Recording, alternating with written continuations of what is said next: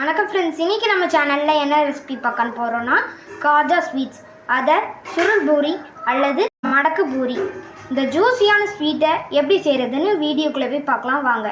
அதற்கு தேவையான பொருள்: 1 கப் கோதுமை மாவு, 1 கப் சீனி, 1 tablespoon curd, 2 tablespoon நெய், உப்பு, ஏலக்காய். இப்போ வாங்க எப்படி செய்கிறதுன்னு வீடியோக்குள்ளே போய் பார்க்கலாம். இப்போ ஒரு பாத்திரத்தை எடுத்து வச்சுக்கோங்க. நம்ம எடுத்து வச்சுக்கிற 1 கப் கோதுமை மாவு போட்டுக்கலாம். 2 டேபிள் ஸ்பூன் நெய் அல்லது ஃப்ளேவர் இல்லாத ஆயில் எடுத்துக்கோங்க. நம்ம எடுத்து வச்சுருக்கிற தயிரை போட்டுக்கோங்க. பிஞ்சளவு உப்பு போட்டுக்கோங்க. அதை நல்லா மிக்ஸ் பண்ணிக்கோங்க.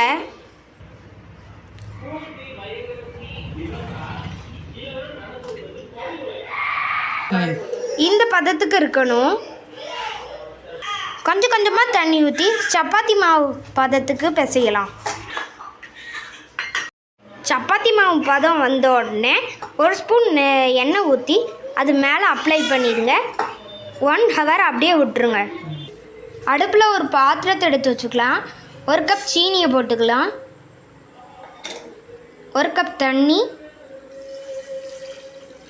ஏலக்காய் போட்டுக்கோங்க. இதை நல்லா பாகு காய்ச்சி எடுத்துக்கணும்.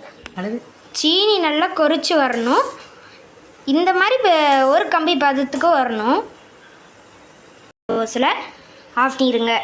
இப்போ 1 மணி நேரம் ஆகிட்டு மாவு நல்லா சாஃப்ட் ஆகிட்டு இதை ஒரு 4 பங்காக பிரிச்சுக்கலாம்.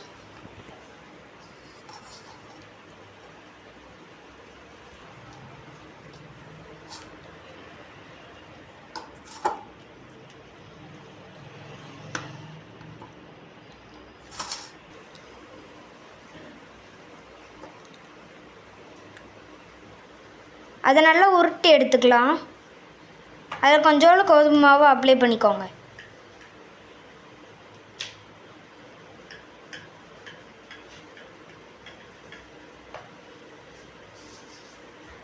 இந்த மாதிரி 4 இதையும் உருட்டி எடுத்துக்கலாம். உருட்டி வச்சுருக்கிற மாவில் அதுக்கு மேலே கொஞ்சோண்டு நெய் ஊற்றிக்கோங்க. அது நல்லா அப்ளை பண்ணிக்கோங்க. கொஞ்சோண்டு மாவு போட்டு நம்ம உருட்டி வச்சுருக்கிற மாவை இன்னொன்று வைங்க. அதுக்கு மேலேயும் கொஞ்சமாக நெய் ஊற்றி அதை நல்லா அப்ளை பண்ணிக்கோங்க. கொஞ்சோண்டு மாவு போட்டு இன்னொரு சப்பாத்தி மாதிரி உருட்டி வச்சுருக்கிறத வைங்க. இதேமாதிரி 4 நம்ம வச்சுக்கலாம். இதை இப்படி நல்லா உருட்டி எடுத்துக்கலாம்.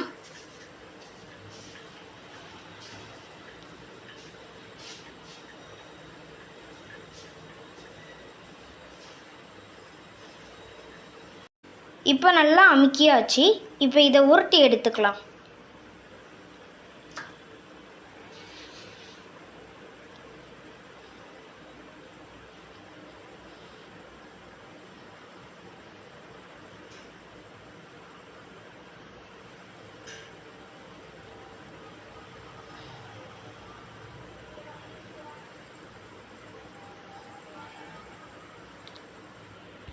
ஓரத்தில் மட்டும் லைட்டாக தண்ணி அப்ளை பண்ணுங்கள். நெக்ஸ்ட்டு ரோல் பண்ணுங்கள். அப்போ தான் நல்லா ஒட்டும்.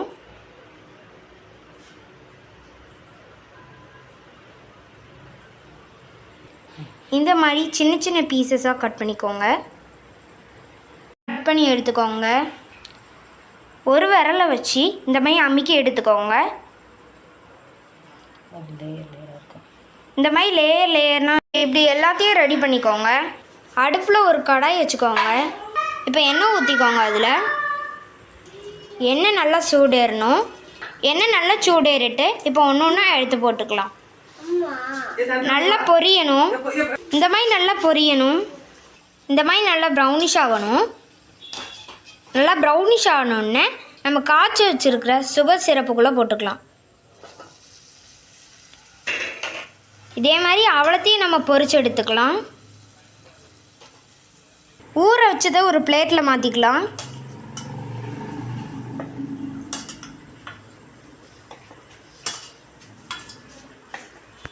சுகர் சிரப்புக்குள்ளே போட்டுக்கலாம். இப்போ இப்போ எல்லாத்தையும் சுட்டு எடுத்தாச்சு. வாங்க டேஸ்ட் பண்ணி பார்க்கலாம். இதே மாதிரி நீங்களும் வீட்டில் ட்ரை பண்ணி பாருங்கள். இந்த வீடியோ உங்களுக்கு பிடிச்சிருந்தால் லைக் பண்ணுங்கள், ஷேர் பண்ணுங்கள், சப்ஸ்கிரைப் பண்ணுங்கள். பக்கத்தில் பெல் பட்டனையும் கிளிக் பண்ணுங்கள். தேங்க்யூ.